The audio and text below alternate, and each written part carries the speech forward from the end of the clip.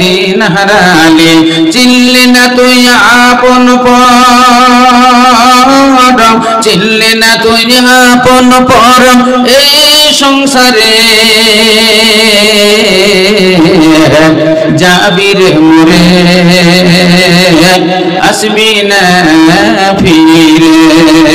চারজনাতে ঘাড়ে করে লয়ে যাবে কয়জনা, চারজনাতে ঘাড়ে করে লয়ে যাবে কয়জনা। একা একা রইতে হবে ধুলো মাটির বিছানা, একা একা রইতে হবে ধুলো মাটির বিছানা। আজরাইল আসিয়া ধরবে, আজরাইল আসিয়া ধরবে কোনই মতে ছাড়বে না। যাবি রে মোরে, যাবি রে মোরে আসবি না ফিরে। কোথায় রে তোর পাকা বাড়ি, কোথায় তোষক বিছানা, কোথায় রে তোর পাকা বাড়ি, কোথায় তোষক বিছানা। কি যে জবাব দিবি রে তুই, কি যে জবাব দিবি রে তুই খোদার বিচারে। যাবি রে মোরে আসবি না ফিরে, যাবি রে মোরে আসবি না ফিরে।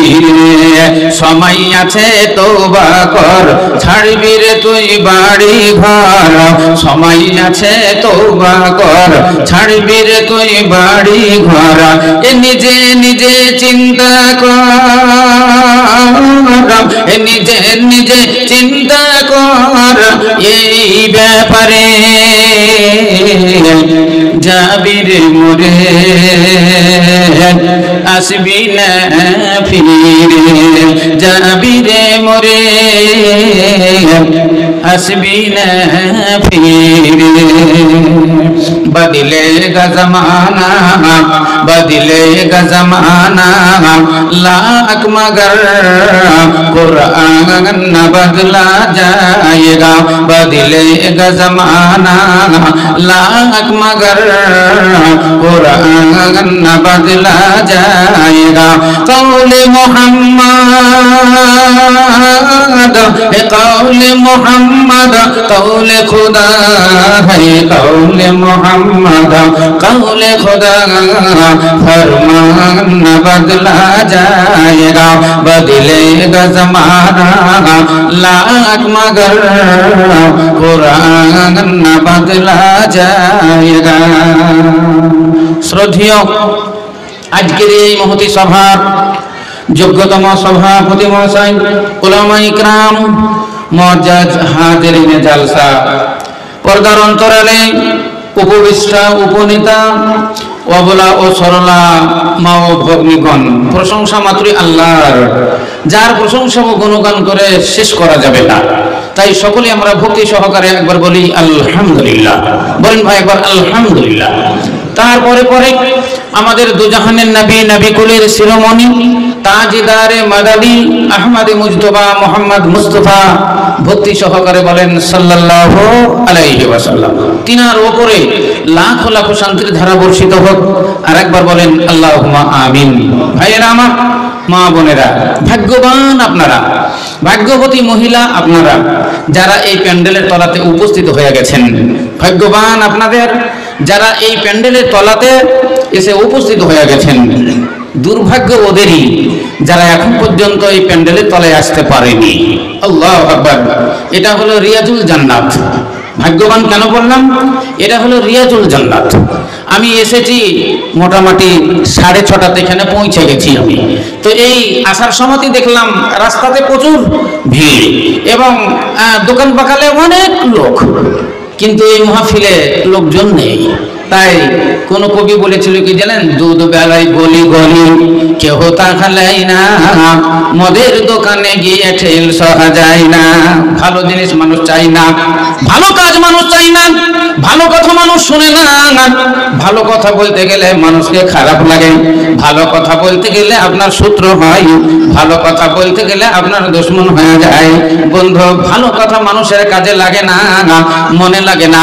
এই জন্যই লাগে না, সেটা শয়তানকে ভালো লাগে না। শয়তান সব সময়তে চাই মানুষকে বিভ্রান্ত করা, সব সময়তে শয়তান চাই মানুষকে পাপ করা, সব সময়তে শয়তান চাই এ জাহান্নামের দিকে চলে যাক, এটা শয়তান চাই। আর শয়তান মানুষের কাছে সব সময়তেই থাকে, সেই জন্য ওটা মানুষকে ভালো লাগে না। আর মানুষ নগদ নগদ পছন্দ করে, বাকি জিনিস পছন্দ করে না। নগদ নগদ যদি 2 পয়সা কমও হয় তবুও ভালো। দেখবেন দোকান বাকালে যাবেন, ভাই আপনি 2 টাকা কম দেন কিন্তু টাকাটা দেন, হ্যাঁ 5 টাকা কম দেন কিন্তু টাকাটা দেন, ধার চেয়ে লজ্জা দিবেন না, এই বিভিন্ন রকমের কথা দেখতে পান। কিন্তু আমাদের ইসলাম ধর্মের ব্যাপারটা সবই বাকি, আমাদের সবটাই বাকি এবং পরকাল। আর এরই নামই হলো ঈমান। আপনারা তো শুনেছেন সাইয়্যিদুল ইস্তিগফার, আমানতু বিল্লাহি ওয়া মালাইকাতিহি ওয়া কুতুবিহি ওয়া রুসুলিহি ওয়াল ইয়াউমিল আখির ওয়াল কদরি খাইরিহি ওয়া শাররিহি মিনাল্লাহি তাআলা ওয়াল বা'সি বাদাল মাউত। একে বলা হয় কালেমায়ে মুজমাল। এই কালেমায়ে মুজমালের ভিতরে আল্লাহ 10টা কথা ঘোষণা দিয়েছেন। এই 10টা জিনিসের উপরে আপনাকে বিশ্বাস রাখতে হবে, 10টা জিনিসের উপরে আপনাকে ঈমান আনতে হবে। আরবি ভাষাতে হলো ঈমান আর বাংলাতে বলা হয় বিশ্বাস। অর্থাৎ এই 10টি জিনিসের উপরে আপনাকে বিশ্বাস রাখতে হবে। যদি বিশ্বাস রাখতে পারেন তাহলে আপনি খাঁটি মুসলমান, আর যদি বিশ্বাস রাখতে না পারেন তাহলে আপনি মুসলমান থেকে খারিজ, তাহলে মুসলমানের খাতায় আপনার নাম নেই, ঈমানদারদের খাতাতে আপনার নাম নেই। তার সর্বপ্রথম হলো আমানতু বিল্লাহ, ঈমান আমিন আল্লাহর উপরে।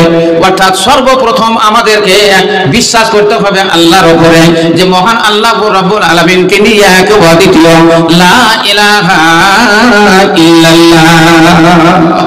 আমাদের আগে মৌলানা সাহেব বলছিলেন প্যান্ডেলের তলাতে বসলে নাকি পাওয়া যায়, আর প্যান্ডেলের বাইরে থাকলে নাকি পাওয়া যায় না। তার উদাহরণ দিতে গিয়ে বলছিলেন যেমন একটা মুরগির পেটের তলাতে 10টা ডিম দেওয়া হয়, যে ডিমগুলো পেটের ভিতরে থাকে সেই ডিমগুলোর বাচ্চা হয়, আর যেগুলা পেটের বাইরে থেকে বাইরে পড়ে যায় ওগুলা ঠান্ডা হয়ে যায়, ঘুল চলে যায়। কথাটা একবারে সত্য, হ্যাঁ, কারণ আল্লাহ রাসূল বলেছেন যে মাহফিল হলো আমার মাহফিল, এটা হলো আল্লাহ রাসূলের মাহফিল, এটা হলো রিয়াজুল জান্নাত। হাদিসের মধ্যে লেখা আছে দুনিয়াতে 2টো রিয়াজুল জান্নাত আছে। আল্লাহ নবী মসজিদে নববীর সামনে বসেছিলেন, অনেকগুলো সাহাবা আল্লাহ রাসূলকে ঘিরে বসেছিলেন। নবী আমার দিনের কথা আলোচনা করছিলেন, করতে করতে বলেন, এ সাহাবারা তোমরা কি রিয়াজুল জান্নাত দেখতে চাও? সাহাবারা বললেন, নাম ইয়া রাসূলুল্লাহ, হ্যাঁ আমরা রিয়াজুল জান্নাত দেখতে পাই, দেখতে চাই। ফাশারা ইলা মদিনা, আল্লাহ রাসূল মদিনার মসজিদের দিকে ইশারা করলেন আর বললেন, হাযা রাওযাতুম মিন রিয়াজিল জান্নাহ, এটা হলো রিয়াজুল জান্নাত। ইসলাম ধর্মী ভাইরা আমার, ওটা রিয়াজুল জান্নাত, এখনো রিয়াজুল জান্নাত। আল্লাহ নবী তো সেই যুগে বলে গেছেন, হাযা রাওযাতুম মিন রিয়াজিল জান্নাহ, এটা হলো রিয়াজুল জান্নাত, এখনো রিয়াজুল জান্নাত। আপনারা যাবেন হজে যাবেন না, মক্কা যাবেন, মদিনা যাবেন না। মক্কাতে দেখবেন আল্লাহর ঘর কাবা, আর মদিনাতে দেখবেন মদিনার মসজিদ, মসজিদের নববী। ইসলাম ধর্মী ভাইরা আমার, মদিনার মসজিদে যদি আপনি এক ওয়াক্ত নামাজ আদায় করতে পারেন আপনার জন্য 50,000 নেকি লেখা হবে। কাবা শরীফে যদি আপনি এক ওয়াক্ত নামাজ আদায় করতে পারেন আপনার নামায়ে আমলে 1 লক্ষ সওয়াব লেখা হবে, 1 লক্ষ নেকি আপনার নামায়ে আমলে লিপিবদ্ধ করা হবে। আল্লাহ নবী বললেন, হাযা রাওযাতুম মিন রিয়াজিল জান্নাহ, এটা হলো জান্নাতের বাগিচা, এটা হলো জান্নাতের বাগান। ইসলাম ধর্মী ভাইরা আমার, আর জিজ্ঞাসা করলেন আরেকটা রিয়াজুল জান্নাত, যেই মাহফিলে কোরআনের বাণী পরিবেশনা হয়, যেই মাহফিলে হাদিসের বাণী পরিবেশনা হয়, হুয়া রাওযাতুম মিন রিয়াজিল জান্নাহ, সেটাও হলো জান্নাতের বাগিচা, সেটাও হলো জান্নাতের বাগান।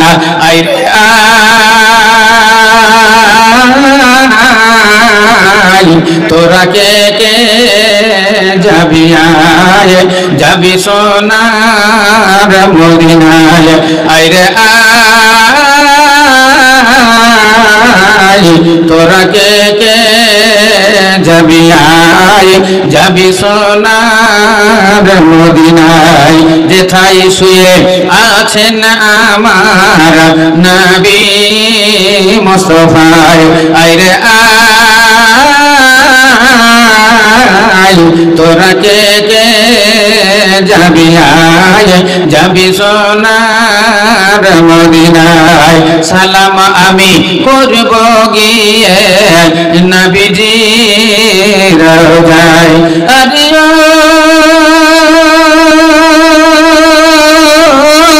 দরিয়ার ঢেউ আমার সালাম লইয়া গেল না কেউ তুই যেমন সালাম খানির লইয়া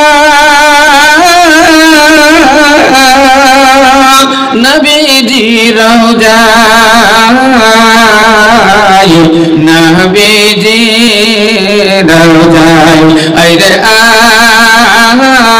আয় তোরা কে কে যাবি আয় যাবি সোনার মদিনায় আল্লাহর নবীর কবর মাঝখানে ডান সাইডে হযরত আবু বকর সিদ্দিক রাদিয়াল্লাহু তাআলা আনহুর কবর আছে বাম সাইডে হযরত ওমর ফারুক রাদিয়াল্লাহু তাআলা আনহুর কবর আর ওই জায়গাটা গোটাইটাই আপনার ঘেরা আছে আর উপরে যে ঝাঁকাগুলো রয়েছে ঝাঁকাগুলো সব সোনার ঝাঁকা ইসলাম দরদি ভাইরা আমার ওটাকে বলা হয় রিয়াজুল জান্নাত তো আল্লাহ রাসূল বললেন হাযা রাওযাতুম মিন রিয়াজিল জান্নাহ এটা হলো জান্নাতের বাগিচা এটা হলো জান্নাতের বাগান তো এইরকম এই মাহফিলটা হলো রিয়াজুল জান্নাত এই যে প্যান্ডেল দেখছেন এই প্যান্ডেলটা কালকে পঞ্চরস গানও চলে দিতে পারে এটা সার্কাস সিনেমাতেও চলে যেতে পারে কিন্তু আজকে যতক্ষণ পর্যন্ত আমাদের এই মাহফিলে কোরআনের বাণী পরিবেশন হবে আলেম ওলামারা আপনাদের ওয়াজ নসিহত করবে হাদিস ও কোরআনের বাণী পরিবেশন করবে ততক্ষণ পর্যন্ত এটা রিয়াজুল জান্নাত সকলে একবার বলেন আলহামদুলিল্লাহ মাশাআল্লাহ ভাই আমার রাস্তাঘাটে যারা ঘুরতেন তারা প্যান্ডেলে চলে আসুন আমাদের প্যান্ডেল মাশাআল্লাহ ভর্তি আর কিছু হলেই আমাদের প্যান্ডেল একবারে লোড যারা সামনে আছেন সব বসেন বসেন শুনেন জীবনে পাপের শেষ নাই কিছু নেকি কিজিয়ে মানুষের পাপের শেষ নাই ভাই কিছু নেকি করেন কিছু নেকি করেন আজকে হলে নেকির মাহফিল এটা হলো আল্লাহ রাসূলের মাহফিল এই মাহফিলে বসলেও আপনার নেকি হয় এই মাহফিলে শুনলেও নেকি হয় শুনে বুঝলেও নেকি হয় না বুঝলেও নেকি হয় কোরআন শরীফের ভাষণ কোরআন শরীফের আয়াত আপনি শুনবেন যদি আপনি মানে বুঝতে পারেন তাও আপনার নেকি যদি বুঝতে না পারেন তাও আপনার নেকি কারণ কোরআন শরীফ এমনই একটা ইজাজ কোরআন শরীফের এমন একটা ইজ্জত সম্মান যে আপনি মুখ থেকে উচ্চারণ করলেও প্রত্যেক অক্ষরে 10টা নেকি পাবেন আর যদি আপনি শুনেন বসে তাও প্রত্যেক অক্ষরে 10টা করে নেকি পাবেন একবার ভক্তি সহকারে জোরে বলেন আলহামদুলিল্লাহ তো ভাইরা এটা হলো আমাদের মাহফিল এটা হলো আমাদের মানে মাহফিল আল্লাহ রাসূলের মাহফিল মা বোনদেরকে বলছি আপনাদেরও সামনের দিকে জায়গা খালি আছে পিছন দিকে তাকান অনেক মেয়ে দাঁড়িয়ে আছে আপনারা ওদেরকে জায়গা দেন আর মা বোনদেরকে বলছি যারা দাঁড়িয়ে আছেন তারা আপনার সামনের দিকে আসুন এসে জমে জমে বসেন কারণ আমি আগেই বলেছি মানুষের পাপের শেষ নাই নেকি করেন কিছু নেকি করেন আর নেকি করতে গেলে কষ্ট হয় পাপ এমনি হয়ে যায় কিন্তু নেকি এমনি হয় না নেকি করতে গেলে বড় কষ্ট হয় যদি আপনি বলেন যে নেকি কিসে কিসে হয় তাহলে তো সেগুলো আপনারা জানেন নামাজ পড়লে নেকি হয় রোজা করলে নেকি হয় হজ যাকাত দান খায়রাত করলে নেকি হয় মা বাবার সেবা ভক্তি করলে নেকি হয় স্বামী ভক্তি স্বামী সেবা করলে নেকি হয় ছোটদের স্নেহ আদর করলে নেকি হয় বড়দের সেবা ভক্তি করলে নেকি হয় আলেম ওলামাদের ইজ্জত সম্মান করলে নেকি হয় এগুলা সব নেকির কাজ কিন্তু এগুলা করতে গেলে বড় কষ্ট হয় এগুলা অতি সহজে হয় না যেমন নামাজ পড়লে নেকি হয় কিন্তু বলেন 5 ওয়াক্ত নামাজ পড়তে গেলে কত কষ্ট হয় এই যে এখন ঠান্ডা রাত এশার নামাজ পড়বেন ফজরের নামাজ পড়বেন ফজরের নামাজ পড়তে গিয়ে যখন কানে হাত দিবেন নাকে পানি দিবেন তখন গাটা শিংড়ে উঠবে কানে হাত দিতে যেতে উপর করে চুপ করে দিয়ে ছেড়ে দেয় তাহলে কেন দেয় এই ঠান্ডা তো এই ঠান্ডাতে উযু করতে হয়